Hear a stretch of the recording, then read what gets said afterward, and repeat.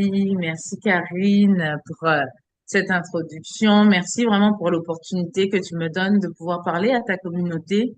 Moi, je suis ici, je vous parle présentement de Montréal, Tiohtià:ke, un territoire également traditionnellement non cédé, appartenant à la communauté, la tribu Mohawk.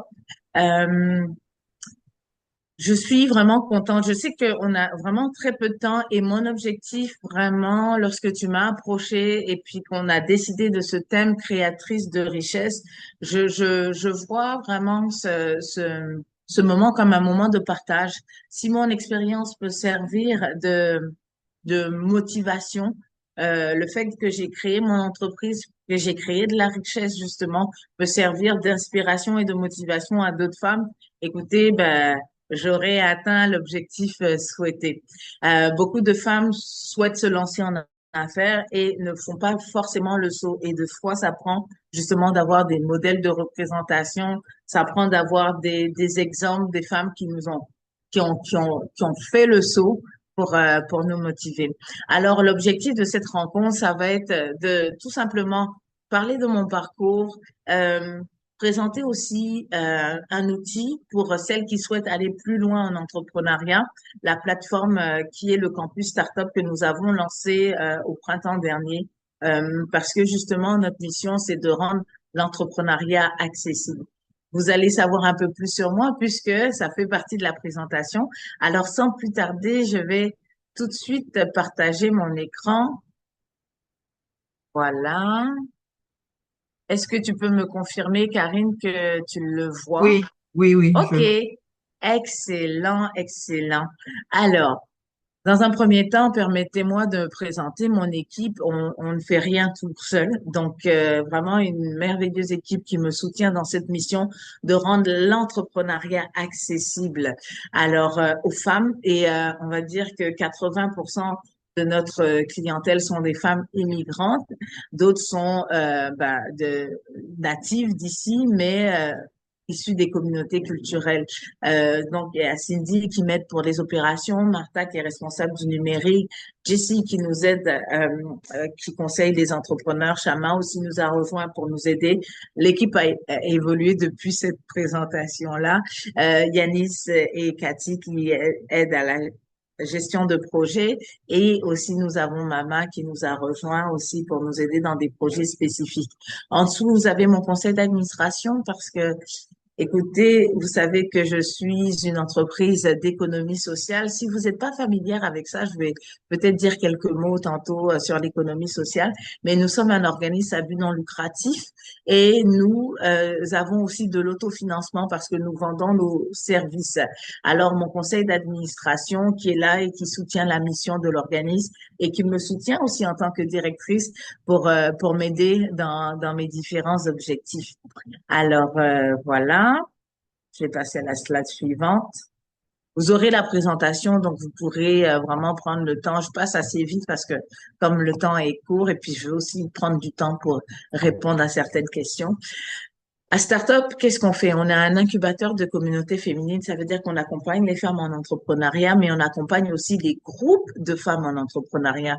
Vous savez, des fois, on a des initiatives dans nos communautés qui sont des initiatives formelles ou parfois informelles, mais on accompagne ces femmes-là. Pour autant que la clientèle des services soit majoritairement féminine ou que le CA soit vraiment composé aussi majoritairement de femmes. Alors, on offre du membership parce que on est une organisation monte sa force grâce à ses membres qui la soutiennent et puis qui collaborent. On a de la formation, des services de consultation, que ce soit coaching, mentorat ou c'est ça, consultation. On a du soutien technique rédiger des plans d'affaires, des plans stratégiques, aider à la gouvernance, parce qu'on a beaucoup d'entreprises qui sont des entreprises d'économie sociale, donc qui ont des CA, qui ont des documents de gouvernance à mettre à jour, qui ont des choses à respecter pour pouvoir être aux normes et accéder à du financement. Donc, on aide beaucoup pour ça.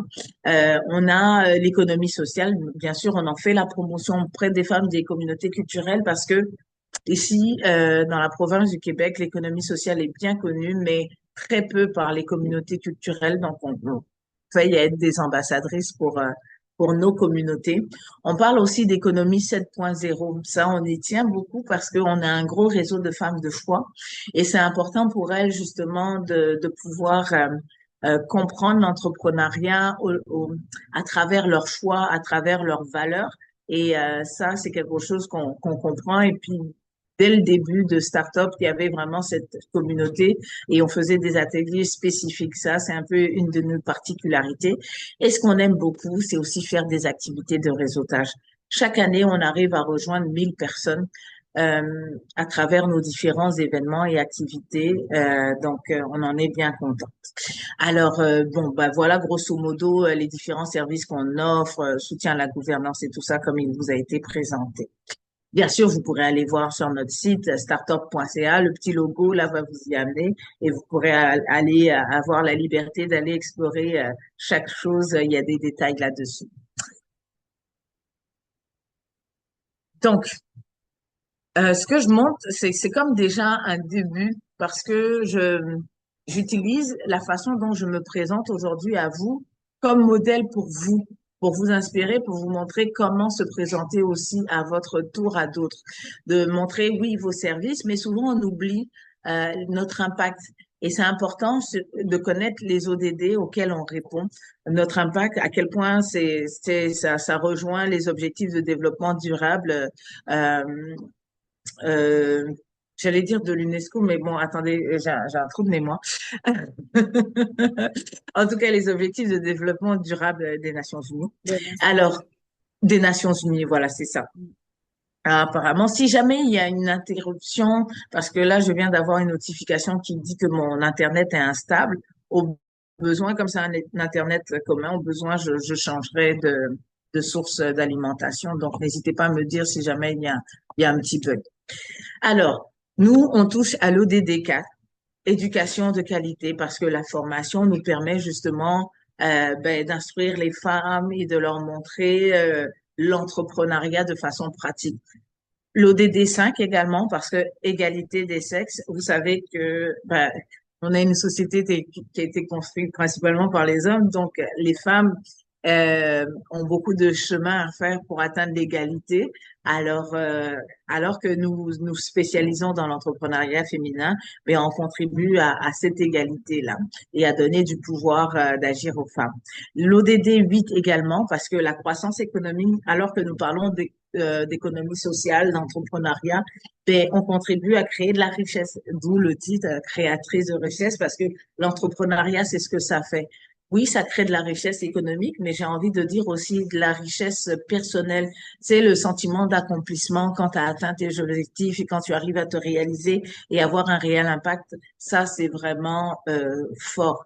Et enfin, l'ODD 10, réduction des inégalités, de la pauvreté, parce que en outillant justement les femmes des communautés culturelles, parce qu'il y a femmes, mais il y a aussi les femmes immigrantes. Donc là, on rentre vraiment dans l'intersectionnalité, femmes immigrantes, racisées, etc. Et ce sont elles qu'on aide. Donc on arrive, grâce à notre accompagnement, à briser certaines barrières systémiques qui font qu'elles ont moins accès à ces ressources-là. Donc, voilà. Ensuite, excusez-moi, ma souris ne réagit pas aussi vite que je voudrais.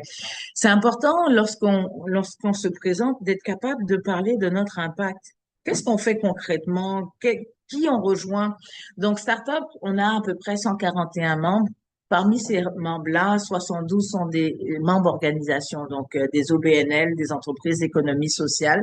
On a depuis 2022, c'est depuis 2022 qu'on est une entreprise d'économie sociale. On a rejoint plus de 3261 personnes, réalisé 53 activités et on a formé, oh, pardon, et oh, bah dis donc. Et on a formé plus de 1000 femmes. Et ce dont on est vraiment fiers dans nos réalisations, c'est un commerce africain dans l'ouest de Montréal à qui on a aidé à obtenir 2 millions de financement avec la Banque de développement du Canada pour racheter la bâtisse où son épicerie était. Et grâce au plan d'affaires qu'on a fait, on les a mis en contact avec la responsable EDI de la banque et puis on a assisté à la rencontre de négociation. Donc, bref, on les a accompagnés pas à pas. On est aussi fiers des prix qu'ont eu nos entrepreneurs dans notre première cohorte. Il y en a deux qui ont eu le prix du défi Ose entreprendre en 2023 en économie sociale, alors qu'on venait tout juste de démarrer dans l'économie sociale. Alors, ceci montre la qualité du service et de l'accompagnement qu'on a fourni. On est content aussi d'avoir été parmi les nominés pour notre défilé interculturel. On a été nominé pour le prix coup de cœur de la semaine de la mode. C'était le plus gros événement qu'on a organisé. En moyenne, dans nos événements, il y a une centaine de personnes, mais là, il y avait 250 personnes et on a permis à nos entrepreneurs, à nos designers de défiler, de se faire connaître. Startup, on utilise nos ressources. On l'a fait aussi dernièrement, la semaine dernière, le 27, pour les journées de la culture. On n'est pas dans la culture, on n'est pas dans la mode, mais on utilise notre lieu, nos ressources, nos finances pour permettre à nos entrepreneurs qui n'auraient pas les moyens de participer à ce genre d'événement, d'avoir la visibilité nécessaire. Donc, des designers qui n'auraient pas pu participer à la Semaine de la mode de Montréal ont pu y participer grâce à ça. Les journées de la culture aussi, de quelques entrepreneurs de notre réseau ont pu y participer. Et enfin, ben aussi, ce dont on est très très fier, c'est d'avoir repris le premier organisme en entrepreneuriat féminin créé ici à Montréal il y a 28 ans, qui avait donné un avis de fermeture il y a un peu moins d'un an, et on a repris l'organisation. Et c'est l'équipe opérationnelle de Startup qui siège dessus.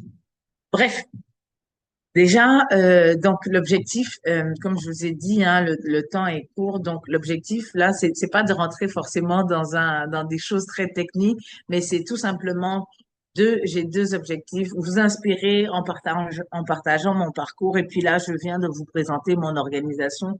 Vous voyez ce qu'elle fait, et puis je vais vous dire comment je me suis rendue là. Et mon deuxième objectif, c'est vous de présenter notre super plateforme, le Campus Startup, qui est une excellente ressource pour l'entrepreneuriat. Notre prochaine activité, je ne sais pas si vous avez de la famille, des amis, des contacts, des entrepreneurs, des collaborateurs à Montréal, mais l'économie sociale inclusive, le 7 novembre, c'est notre prochaine activité. Et si vous ne nous suivez pas déjà sur les réseaux sociaux, je vous invite à nous suivre, que ce soit sur Instagram, Facebook, LinkedIn. Moi, je suis très LinkedIn, plus connectée sur LinkedIn que les autres réseaux. Donc, cela traduit mon âge. Alors, maintenant, rentrons dans le vif du sujet. Donc, je veux parler de mon parcours. Et bon, grosso modo, en tout cas, juste peut-être pour terminer, parce que startup, je vous ai pas expliqué le jeu de mots. Euh, c'est pas une faute. C'est pas parce qu'on savait pas écrire startup en anglais. Non, c'est un jeu de mots. Alors qu'on est dans l'entrepreneuriat, on reconnaît que chaque femme a un éclat, a une lumière particulière, un talent et un potentiel. Et c'est pour ça qu'on appelle nos membres nos étoiles. OK? Donc, chaque femme est une étoile pour nous, et notre objectif, c'est de l'amener à sa place, à sa juste place et au top. Vous savez que faut lever la tête pour regarder les étoiles dans le ciel. Donc, notre objectif, c'est vraiment d'amener les femmes à atteindre leur plein potentiel et puis à réussir en affaires. Et, euh, et c'est ça principalement Startup. Alors, moi, j'ai démarré dans l'entrepreneuriat. Bon, j'ai mis des petits points là pour pas oublier des choses importantes. Donc, ça fait, oui, 14 ans que je suis en entrepreneuriat. Je suis arrivée à Montréal en 2009, et ouais, 2 ans plus tard, je créais mon entreprise. Donc, pour moi, ce qui était important lorsque je me suis lancée, c'est de voir qu'il y avait un besoin. Avant, je suis originaire de Côte d'Ivoire, le pays de l'hospitalité. Mon père est entrepreneur, commerçant. J'appartiens à la tribu des Djoula, un peuple commerçant qui aime les affaires, les négoces là. Voilà, c'est ça, les marchands. Et ma mère a été fonctionnaire. Elle est de l'Ouest. Elle est, elle était fonctionnaire, et puis elle vendait des tissus wax. Donc moi, j'ai grandi en Côte d'Ivoire, où c'est un pays, beaucoup de pays d'Afrique de l'Ouest sont semblables, où l'entrepreneuriat est là, est présent. C'est pas une option. T'as pas le choix, t'es obligé, puisqu'on est en mode survie. C'est toi-même. Tu peux pas compter sur le social, le chômage, la retraite, etc. Je suis la retraite de mon père. C'est clair, c'est simple, c'est comme ça qu'on m'a éduqué. Alors, mes parents se sont sacrifiés pour moi. Donc, moi, je dois bien réussir pour ensuite redistribuer. Je suis l'assurance. Donc, vous voyez, déjà là, j'ai grandi avec cette mentalité de tissu social, impact social. C'est pas étonnant que je sois aujourd'hui dans l'économie sociale, mais c'est ça. La Côte d'Ivoire, la plupart des gens entreprennent, ont beaucoup de business et le business est informel. Alors forcément, l'enjeu quand on vient ici au Canada, ben, c'est qu'on a tendance à reproduire comme chez nous, à venir faire des business informels. Donc, dès le début, j'ai dû me conformer. J'ai dû me conformer à faire quelque chose de structuré, à aller enregistrer mon entreprise, à avoir un compte en banque et séparer justement mes affaires privées des dépenses d'entreprise pour avoir une historique, bâtir un réseau, aller à des activités de réseautage, même si c'était pas toujours aussi chaleureux, etc. Là, dans les chambres de commerce, c'est pas toujours évident et tout, rentrer dans les groupes, mais il m'a fallu ça pour comprendre aussi quels étaient les besoins, me faire connaître et puis comprendre aussi les besoins pour répondre. Vous savez que lorsqu'on se lance en affaires, c'est une affaire de confiance. Les gens achètent ton produit ou ton service parce qu'ils ont confiance en toi que tu vas apporter la solution à leurs problèmes, que ton produit ou que ton service va répondre. Donc, pour ça, il faut qu'on te connaisse, il faut qu'on t'entende parler, il faut qu'on te voie à l'action. Et donc, les activités de réseautage m'ont vraiment permis de développer mon entreprise. Avant, je ne faisais que du B2C, business to customer. Mes clients, c'était des individus. Madame, monsieur, oui, j'accompagnais hommes et femmes au début. Pour autant que tu sois immigrant, je rédigeais les plans d'affaires, je te donnais de la consultation et de réseautage en réseautage. J'aime bien le préciser. C'est vraiment de réseautage en réseautage que j'ai développé euh, un modèle d'affaires B2B. Donc là, les centres de formation professionnelle ont commencé à venir me voir, on me dit, mais tu fais des plans d'affaires pour les entrepreneurs immigrants. Ah, ben nous, on a un programme, lancement d'entreprise. Est-ce que tu pourrais créer des formations adaptées pour des immigrants? J'ai dit oui, bien sûr. Donc, c'est comme ça que c'est devenu, la formation s'est rajoutée à notre service. On a développé des formations pour des nouveaux arrivants en entrepreneuriat, des formations en entrepreneuriat pour des femmes artistes, pour de la restauration, pour des jeunes décrocheurs. Bref, c'est devenu une expertise et ça nous a permis vraiment d'aller beaucoup plus loin dans notre business et ça nous a permis de vraiment aussi multiplier notre chiffre d'affaires. Cela dit, pendant la pandémie, ok, avant la pandémie, en 2018, j'ai fait un virage. Alors que je vous dis que j'accompagnais les hommes et les femmes, je sais pas, il y avait eu un moment où je me suis dit, ah, il y a quelque chose qu'on rate dans notre façon d'accompagner en entrepreneuriat parce que beaucoup de femmes qui avaient suivi les programmes de lancement d'entreprises spécifiques, elles avaient décroché. Je dis, mais tu as mis, ouais, quand c'est sérieux, là, je prends mon accent de chez moi. J'ai dit, ah, c'est comment? Tu as mis du temps, tu as mis de l'argent, tu as mis ton énergie. Et puis, aujourd'hui, tu dis, ah, mais Mariam, c'est plus moi. Ah, mais je suis passée à autre chose. Tout cet argent, toute cette énergie, toute cette perte de temps. Et je comprenais pas c'était quoi le problème. Mais en me posant, j'ai compris que, mais oui, c'est ça. Le focus du lancement d'entreprise, c'est sur le plan d'affaires. Hey, voici ton modèle d'affaires et plan d'affaires. Mais alors que la femme, ce que j'ai réalisé, c'est que l'accompagnement doit être global. Parce que même si son modèle d'affaires est bon et tout ça, ça va pas à la maison, il y a des enjeux, elle a pas confiance en elle, le leadership, blablabla, ben, t'as beau donner des coups de pied dans le derrière, excusez-moi pour l'expression, moi j'aime bien bousculer les femmes, ça va pas avancer parce qu'il y a ça qui bloque. Et donc, ayant compris que l'accompagnement est global, je me suis dit, ben non, il faut qu'on fasse quelque chose de spécifique pour les femmes, il faut qu'on arrête de servir tout le monde et on va faire cet accompagnement global. C'est comme ça qu'on a rajouté le leadership. Parce que certaines, tu vas parler d'entrepreneuriat, oh, je me sens pas entrepreneur, surtout si dans leur disque, pour elles, entrepreneur, c'est quelqu'un qui a des employés, qui a un chiffre d'affaires, qui etc. Donc, dépendamment de l'imaginaire qu'elle a de c'est quoi entreprendre, elle va se dire non, c'est pas pour moi. Donc, avec le leadership, le potentiel, c'est comme ça qu'on arrive à les attirer, à ce qu'elles développent, ce qu'elles ont en elles. Et puis après, elles se disent, ah, mais j'avais tel projet, ah, mais j'avais telle idée. Parce que maintenant, elles ont confiance en elles. Maintenant, elles voient d'autres femmes qui se lancent et tout ça.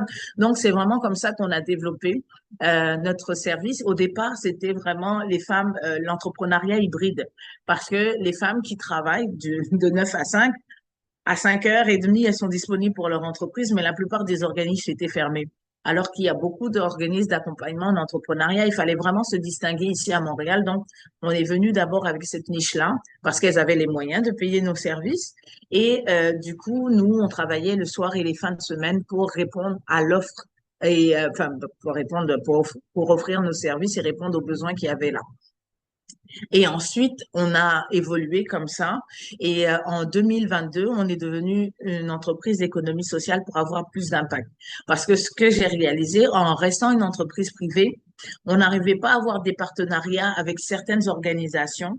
On n'était pas éligible non plus pour les appels à projets du gouvernement, de la ville et tout ça parce que on dit que tu es une entreprise privée, même si ce que tu fais c'est bien, que tu as un bel impact sur les femmes, parce que tu es privé, on ne peut pas faire affaire avec toi. Et moi, je dis, ben, on va changer notre forme juridique. On est déjà, notre objectif, c'est tellement pas de faire de l'argent vu la clientèle qu'on accompagne. Notre objectif, c'est d'avoir un impact et de voir des femmes qui prennent leur place. Donc, on a pivoté comme ça notre modèle d'affaires. Et je ne regrette pas parce que vraiment, l'économie sociale nous a permis de passer à un autre niveau et de multiplier notre chiffre d'affaires par 10. Et moi, j'étais seule en tant que travailleur autonome et puis je prenais quelques contractuels qui m'aidaient. Mais l'équipe aujourd'hui, vous avez vu, on est 5 à temps plein et 2 contractuels et ce, en moins de 4 ans, voyez-vous. Donc, ça a vraiment accéléré. Donc voilà. Et l'économie sociale, pour celles qui sont moins familières avec ça, c'est, vous avez une entreprise Inc. dont le but premier, c'est de faire des revenus. On est dans une société capitaliste, il faut faire du capital, tu fais de l'argent. Ton profit, c'est ça ta première motivation. De l'autre côté, on a les organismes communautaires qui veulent pas faire d'argent, qui n'ont pas vocation à ça, qui sont là pour peut-être aider les personnes sans abri, les personnes vulnérables, les femmes victimes de violences conjugales. Donc, c'est pas ces femmes-là qui vont payer leurs services, c'est le gouvernement. Donc, ces organisations dépendent 100% du gouvernement. Et au milieu, on a nous, l'économie sociale. Comme l'entreprise privée, on vend un produit ou un service qui nous rapporte du revenu autonome. Pour nous, ce sont nos formations, nos services de consultation, etc., soutien technique. Et de l'autre côté, on a une mission et un impact social, c'est-à-dire le renforcement des capacités des femmes vulnérables, les aider à avoir une autonomie financière, une indépendance financière via l'entrepreneuriat, les aider à prendre leur place dans leur nouveau pays d'accueil. Bref, c'est ça, un impact social pour créer plus de richesse. Et c'est ça l'économie sociale. Et donc, du coup, depuis qu'on a pivoté, on a tissé des partenariats avec beaucoup d'organisations, on a eu du financement d'appels à projets. Vraiment, on est passé à un autre niveau. Donc, grosso modo, là, je suis super contente, quels que soient les défis que ça demande, parce que gérer un organisme, c'est pas toujours évident. C'est une entreprise collective. Il y a des enjeux financiers parfois, dépendamment des périodes, etc. Et surtout dans la période dans laquelle on est, on entend beaucoup d'organisations qui ferment et tout ça. Mais nous, on reste focus. On travaille justement sur notre modèle d'affaires et euh, et c'est ça. Et je prends beaucoup de plaisir à accompagner les femmes. C'est vraiment ça ma mission de vie, les aider à découvrir leur potentiel et puis qu'elles soient épanouies. Je parle tellement que je ne vois pas le temps. Je suis sûre que j'ai déjà dépassé le temps. Bon, bref, voilà. Donc, grosso modo, on a le campus Startup. Là-dessus, justement, si ce que je vous dis, ça vous interpelle et vous dites, ah, ben, moi aussi, j'aimerais me lancer en affaires, mais je sais pas par où commencer, Mariam, c'est complexe. Là, vous avez un petit visuel de quelques cours, mais déjà, on a plus de 25 formations disponibles et chaque semaine, on rajoute deux de plus, ou alors, je sais plus, c'est une vingtaine, je sais plus les chiffres, mais chaque semaine, vous avez deux contenus, deux nouvelles formations qui se mettent dessus. Et voilà, donc on parle de leadership féminin, on parle là, je vais cliquer dessus, ça va nous emmener sur le campus, ou alors, non, vous pourrez cliquer dessus pour ne pas prendre plus de temps que ça. Mais c'est ça, vous allez découvrir des cours sur le leadership, sur l'économie sociale, qu'est-ce que c'est, comment bâtir un réseau, si vous êtes déjà en affaires, les ressources humaines, bref, il y a vraiment beaucoup de contenu sur la plateforme avec différents experts qui interviennent. Et donc voilà, donc si ce que je vous ai dit vous donne le goût de vous lancer en affaires, est-ce que vous voyez la plateforme ou vous êtes toujours sur le PowerPoint? Euh, non, sur le PowerPoint. Ah, zut. Je suis en train de changer les pages en croyant que vous voyez la plateforme. Attendez. Alors, du coup, on va revenir juste, je vous la montre pour que vous soyez, vous familiarisez. Vous dites, OK, c'est bien ce que Maria m'a montré et tout ça, là. Donc, voilà les différents cours. Voilà, le patrimoine, les ressources, on parle d'argent, notre enjeu avec l'argent, etc. On touche beaucoup de sujets autres que l'entrepreneuriat, parce que comme je vous ai dit tantôt, ben, la femme, c'est un accompagnement global, donc on regarde ça, comment vendre mieux aussi des stratégies de vente. Bref, voilà, il y a beaucoup de ressources qui pourront répondre à vos questions. Donc voilà. Hi, le temps est passé, j'avais dit bon, bref, donc voilà ce que je voulais partager avec vous. Et puis, ben, Karine, tu pourras vraiment leur donner la présentation. Et puis, si ton réseau veut vraiment, on peut regarder un partenariat pour donner accès à tout ton réseau, à la plateforme pour qu'elle se développe. Voilà, voilà.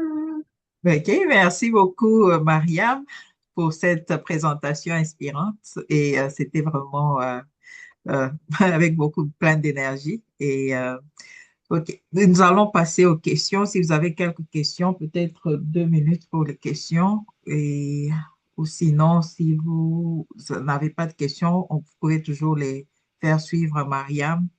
Elle vous répondra avec joie, ou bien à moi. Oui. Est-ce que tu veux toujours continuer à enregistrer pour les questions ou est-ce que... Oui, je continue. Bon, OK, on reste 2 minutes. Et après, OK. OK. Je voudrais savoir, ce programme, est-ce qu'il est toujours uniquement à Montréal ou bien Il est en ligne. Le aussi? campus Startup est en ligne, donc notre objectif, c'est de rejoindre tout le Canada et la francophonie. On est en train déjà d'explorer les avenues en Côte d'Ivoire. Pourquoi la Côte d'Ivoire? Je me demande pourquoi. Mais après, les Caraïbes et tout ça, là, vraiment, non, c'est une plateforme en ligne. Et en plus, c'est vrai, j'ai oublié de dire, excusez-moi, le plus important. Merci pour ta question, Karine. Parce que oui, je vous ai montré les titres là, mais c'est des cours qui sont des petites capsules de 5 minutes, 10 minutes et tout ça. Donc, ça, tu sais, on peut regarder un tiers du cours, revenir après. On a des exercices aussi là-dedans. Et à la fin, quand tu finis, tu as une attestation, un petit, tu sais, c'est le fun quand tu as réussi, tu as terminé un cours, d'avoir une petite attestation qui dit bravo, tu as réussi parce que tu as répondu à un QCM. Donc, vraiment, c'est interactif. Il y a beaucoup d'exemples, d'exercices pour que les femmes puissent se l'approprier. Il y a du mentorat sur la plateforme aussi tous les mercredis. On a en ce moment Shama Rosidor qui est la mentor qui se connecte les mercredis pour répondre aux questions des femmes, pour parler de sujets. Bientôt d'ailleurs, on va parler de financement parce qu'il y a les appels à projets du 3737 de la Fondation pour les communautés noires. Donc on va refaire justement via le mentorat quelques clés, comment demander le financement pour être certaine de l'avoir et tout ça. Qu'est-ce qu'il faut mettre dans une demande de financement. Donc voilà. OK, Maïmouna, ça fait plaisir, ça fait plaisir. Tu avais une question? Oui, en tout cas, je voulais déjà te dire merci pour cette belle énergie que tu dégages. Tu donnes clairement Merci. envie de t'écouter dans le gestuel, dans tout ce que tu dis. On s'est pas ennuyé une seule minute. En tout cas, pour ma part, je me suis pas ennuyée. Bravo pour tout ce que vous faites avec votre plateforme Startup, votre projet. Il est très, très beau. Moi, en tout cas, j'aimerais en savoir davantage. J'aimerais même, pourquoi pas, travailler avec vous pour mon projet personnel que je veux mettre en place. Avec Bien que je plaisir. travaille pour une structure qui déjà accompagne les entrepreneurs, mais bon, pour moi-même personnellement, j'ai besoin, voilà, j'ai besoin d'avoir des éléments complémentaires pour mettre le focus sur mon projet personnel. Donc, Avec grand merci pour plaisir. cette présentation-là et puis au plaisir de se revoir pour développer sur le sujet. Avec grand plaisir. Merci d'avoir été là, Maïmouna. C'est vraiment Avec grand super plaisir. apprécié. Avec grand plaisir. Plaisir. Sonia, Gina, Fatou, est-ce que vous avez une question avant qu'on se laisse? Non, j'ai pas de questions, juste pour dire, bah pareil, je rejoins Maïmouna, j'aime vraiment ton énergie. J'ai entendu un accent à la français, je sais pas. Oui, c'est ça. Ah là là, tu m'as grillé. Ah mince. Des Ouais, expressions, je me suis dit, ah. Mais en tout cas, C'est vrai. j'aime beaucoup la plateforme. Pareil, j'ai plein de projets là dans ma tête et du coup, je vais aller me promener. Si j'ai des questions, je les ferai suivre et voilà. Avec plaisir, Karine peut vous donner notre contact et tout. Comme je l'ai dit au début, a été enregistré et sera disponible sur notre YouTube et le site web. Et au nom de toute l'équipe de Nobip Paino, nous vous remercions pour votre participation et Mariam pour la belle présentation. Et tu as aussi souligné que le point essentiel dans le parcours entrepreneurial, c'est le réseautage. Donc, il faut rester connecté et nous soutenir mutuellement et pour continuer à bâtir ensemble une communauté de femmes fortes et créatrices de richesse. Ainsi Merci et soit-il. je vous souhaite une belle journée à toutes. Merci. Bonne journée. Bye. Merci beaucoup.